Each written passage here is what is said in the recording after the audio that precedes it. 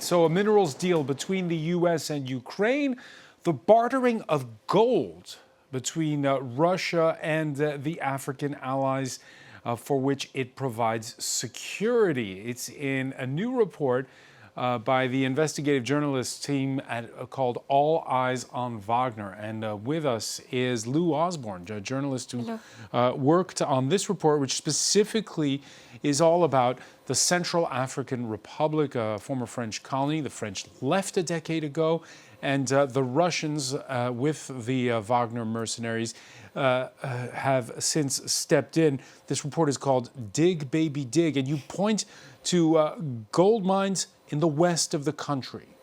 Yes, that's true.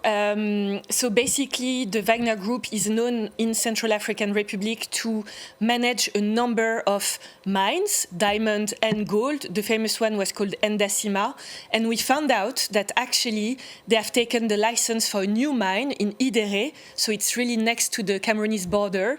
And that mine would be generating much more gold than the previous one, and show that Russia is still after the natural resources of the country.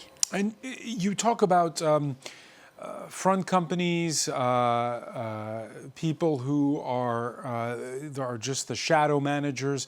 Why not do this out in the open? So they are still actually putting in place a very complex network of front companies, and we would say that it has complexified over the years.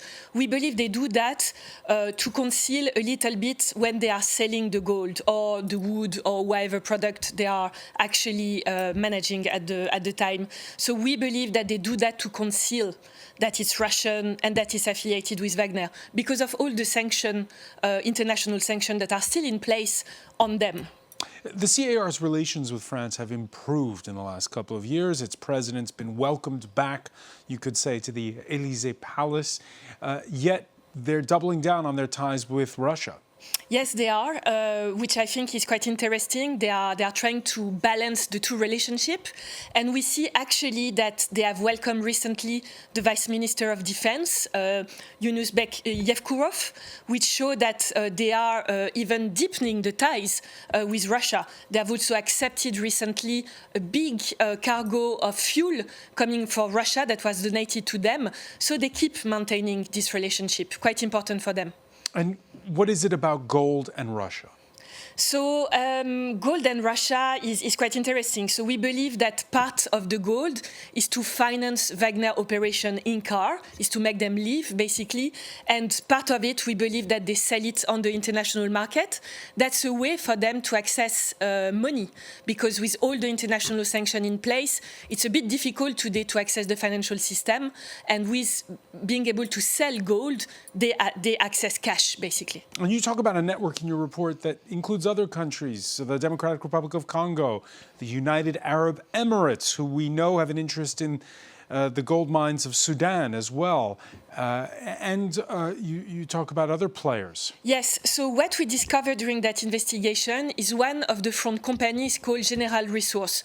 General Resource is the shareholder of the front company managing the mine. And we found a similar company with exactly the same name, managed by Russian people in DRC. And in that country, those Russian individuals are actually using a network of companies to sell and export gold from artisanal mines, like what we have in Car, to the UAE in Dubai. And we know that Dubai is actually quite an important platform for importing gold from Car, from Africa, and also from Sudan, obviously. You mentioned the Democratic Republic of Congo. Last week, they had a representative in Washington who signed a declaration of